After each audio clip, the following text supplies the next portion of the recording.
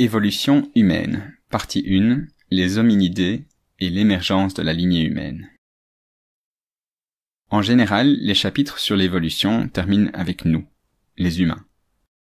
Tu as sûrement déjà vu des images du style la lignée humaine, avec des primates très courbés à gauche, en file progressivement de plus en plus érigés, et jusqu'à notre espèce, plus grande et plus fière que tous les autres.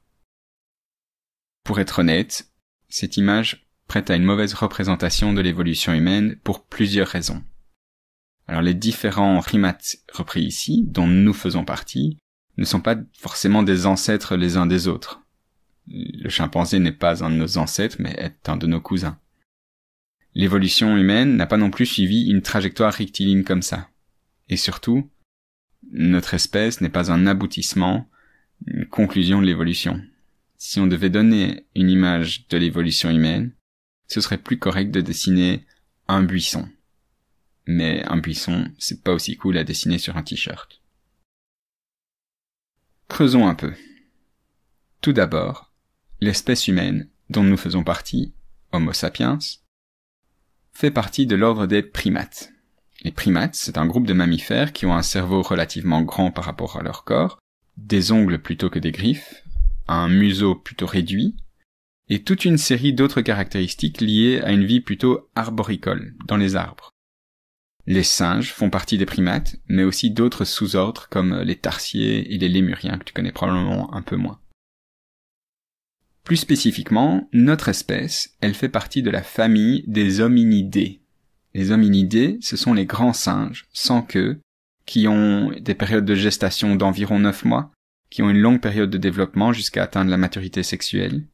Et les hominidés, ça regroupe nous, Homo sapiens, les 3 espèces d'orang-outans qui existent, les 2 espèces de gorilles, et les 2 espèces de chimpanzés, les chimpanzés communs et les bonobos.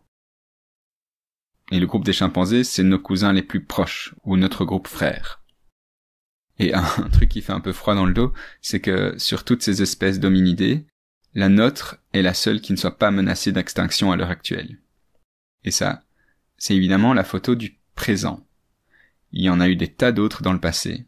Et il y a eu différentes espèces humaines aussi qui ont coexisté dans le passé, ce qui peut parfois nous paraître difficile à imaginer aujourd'hui. Si on regarde justement les chimpanzés, on partage pas mal de caractéristiques au niveau moléculaire, comme l'organisation de notre génome qui est à 98,6% identique, mais jusqu'au mode de vie aussi, comme le fait qu'on confectionne tous des outils qu'on utilise, on a une organisation sociale et un comportement similaire, on vit en communauté, on partage les uns avec les autres sur base volontaire, parfois on fait la guerre entre des clans d'une même espèce, la génération des parents enseigne des choses à ses enfants, comme comment attraper des fourmis ou quelle plante manger. Ok, on est très similaires. Mais alors en quoi est-ce que nous, les humains, on est différents des chimpanzés ou des autres grands singes? On peut regrouper nos différences en 4 catégories. La première, c'est la bipédie exclusive. Et c'est vraiment le point de démarcation le plus important. Avec une organisation différente de notre bassin, de nos membres inférieurs, de nos pieds, et puis aussi la forme et la position du crâne et de la colonne vertébrale, nous les humains, on marche vraiment à 2 pattes. Et tu verras peut-être un chimpanzé ou un gorille marcher à 2 pattes sur des courtes distances, mais leur anatomie ne leur permet pas de maintenir confortablement cette position pendant très longtemps. Et ils sont quadrupèdes plutôt que bipèdes. Deuxième chose, c'est notre crâne particulièrement volumineux. Cool, on va pouvoir y stocker un cerveau d'autant plus gros. Troisième, c'est notre squelette de la face qui est particulièrement aplati. Notre menton est aligné avec notre front. On peut dire qu'on est orthognate, alors que les autres hominidés ont une mâchoire qui est plus en avant. Ils sont prognates. Et quatrièmement, même si on utilise tous des outils, notre outillage à nous, il est quand même bien plus sophistiqué. Les humains ont des outils un peu plus cool quand on pense qu'on sait faire du feu, ou qu'on sait faire du vélo, ou de la guitare électrique, on peut faire de l'art, enfin bref, on va quand même beaucoup plus loin dans notre utilisation d'outils. Et par comparaison, les petites perches qu'utilisent les chimpanzés pour trouver des fourmis, Et voilà quoi. Mais, qu'est-ce qui a provoqué les changements qui nous différencient aujourd'hui des chimpanzés par exemple? Quand et où ont-ils eu lieu? C'est ça qu'on étudie quand on parle de la lignée humaine.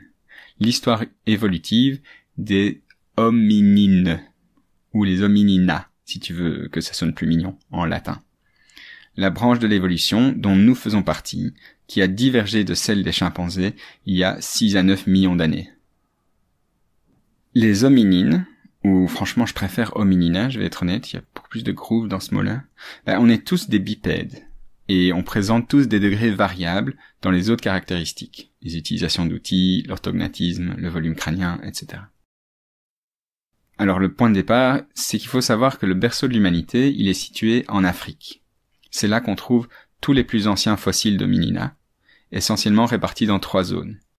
La grande faille est-africaine, où tu peux trouver la Tanzanie, le Kenya et l'Éthiopie notamment, et puis une autre zone au Tchad, et une zone en Afrique du Sud. Et pourquoi est-ce qu'on s'est mis sur 2 pattes? Parce que c'est mieux. Enfin, c'est mieux en fonction du contexte. Et justement, des changements du climat en Afrique de l'Est il y a quelques millions d'années ont rendu le climat plus sec et un peu plus frais, et certaines zones de forêt tropicale se sont progressivement fait remplacer par des savanes. Dans ces habitats, c'est plus utile de pouvoir marcher des longues distances et courir que de pouvoir grimper aux arbres. Et apparemment, être bipède, c'est plus pratique pour marcher et courir. On y dépense moins d'énergie et on peut voir plus loin. Et de là, démarre une longue et mystérieuse histoire de la lignée humaine, celle des hominina. Alors, c'est une histoire encore pleine de mystères et de trous à combler. Il y a des choses qu'on sait, et puis il y a d'autres hypothèses qui sont souvent remises en cause par des nouvelles découvertes comme certains fossiles. Mais plus sur ça dans la prochaine vidéo.